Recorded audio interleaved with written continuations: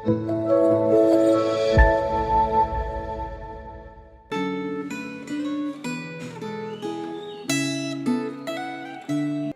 saudara yang dikasih dalam Tuhan, bersyukur kepada Tuhan hari ini kita kembali lagi boleh diberikan kesempatan untuk merenungkan firman Tuhan. Saudara, mari kita siapkan hati kita berdoa terlebih dahulu minta pertolongan dan hikmat daripada Tuhan untuk bisa mengerti dan memahami akan kebenaran firman Tuhan yang akan kita renungkan pada hari ini.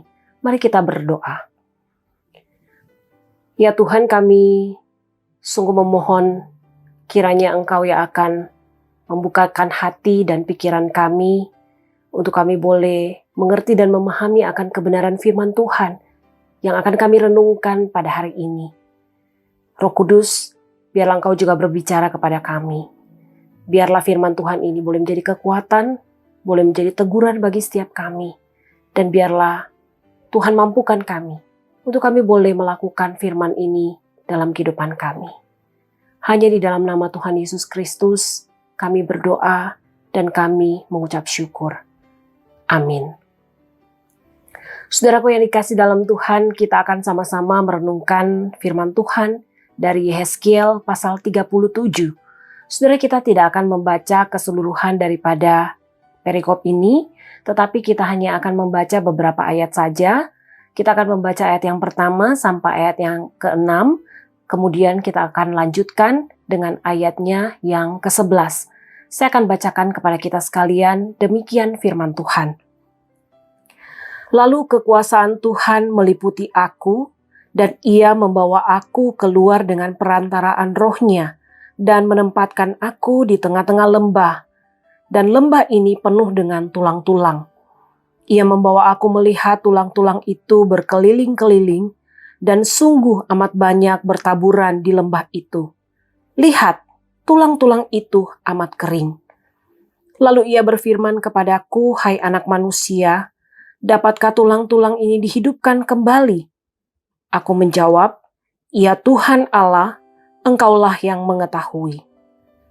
Lalu firman-Nya kepadaku, bernubuatlah mengenai tulang-tulang ini, dan katakanlah kepadanya, hai tulang-tulang yang kering, dengarlah firman Tuhan. Beginilah firman Tuhan Allah kepada tulang-tulang ini. Aku memberi nafas hidup di dalammu, supaya kamu hidup kembali. Aku akan memberi urat-urat padamu dan menumbuhkan daging padamu. Aku akan menutupi kamu dengan kulit dan memberikan kamu nafas hidup, supaya kamu hidup kembali, dan kamu akan mengetahui bahwa Akulah Tuhan. Ayat yang ke-11, firman-Nya kepadaku, hai anak manusia, tulang-tulang ini adalah seluruh kaum Israel.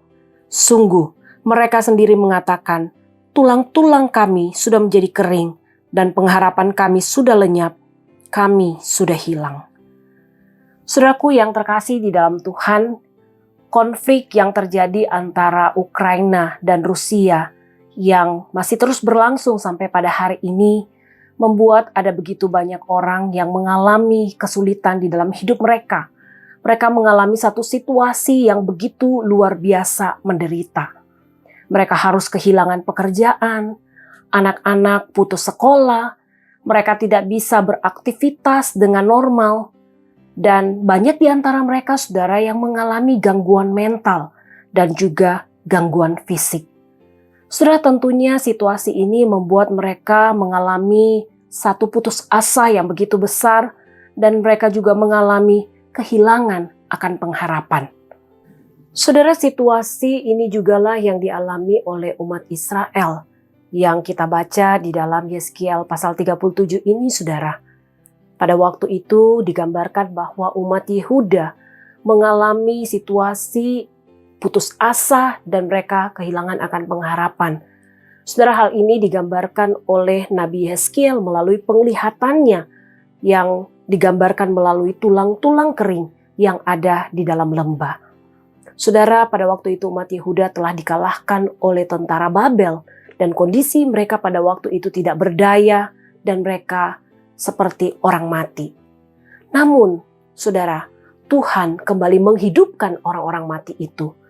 Yehezkiel melihat bahwa tulang-tulang itu mulai bergetar, saudara. Urat-urat, saraf-saraf, kulit kembali menyatukan tulang-tulang itu, saudara. Dan kemudian Tuhan menghembuskan nafas dan membuat orang-orang yang mati itu kembali lagi bangkit dan mereka mulai bergerak. Saudaraku, umat Israel memang kehilangan tanah perjanjian. Mereka kehilangan kota Yerusalem. Mereka juga kehilangan bait suci. Tetapi saudara, Tuhan berjanji bahwa Tuhan akan membawa kembali mereka ke tanah perjanjian itu. Dan Tuhan akan memulihkan kembali perjanjian mereka dengan Allah. Saudara, ketika saya melihat bagian firman Tuhan ini, saudara, saya mendapati bahwa Tuhan itu tidak semata-mata membiarkan umatnya itu terpuruk di dalam segala kondisi mereka pada waktu itu. Saya melihat bahwa Tuhan tidak membiarkan umat Israel berlarut-larut di dalam keterpurukan mereka. Tetapi di situ ada pemulihan yang Tuhan lakukan di dalam kehidupan umat Israel. Saudara, saya juga percaya bahwa pemulihan yang sama juga boleh saudara alami ketika saudara mengalami keterpurukan di dalam hidup. Saya percaya bahwa Tuhan juga mampu untuk memberikan pemulihan yang sempurna kepada setiap kita anak-anaknya. Karena Dia adalah Tuhan yang luar biasa. Dia adalah Tuhan yang dapat diandalkan. Dia adalah Tuhan yang perkasa, saudara.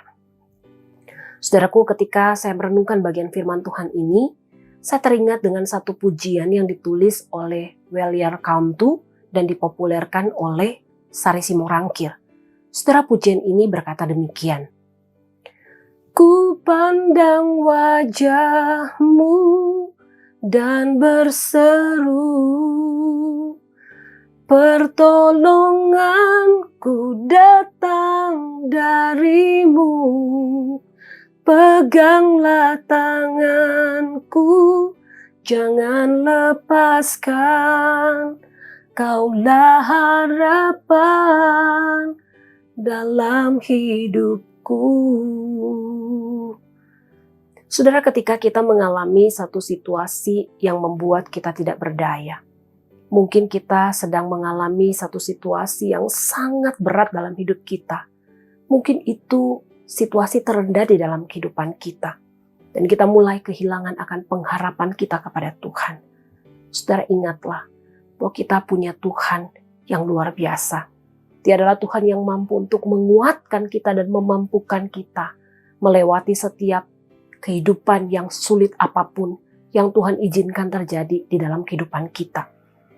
Yang terpenting, saudara, adalah ketika kita berada dalam situasi yang sulit itu, mari saudara kita datang kembali kepada Tuhan, kita kembali pandang wajah-Nya, kita kembali berseru kepada Dia. Maka saya percaya saudara, kekuatan dan pertolongan Tuhan itu akan datang tepat pada waktunya bagi kita. Kita yang tadinya lemah akan Tuhan kuatkan. Kita yang tadinya terpuruk, Tuhan akan hiburkan.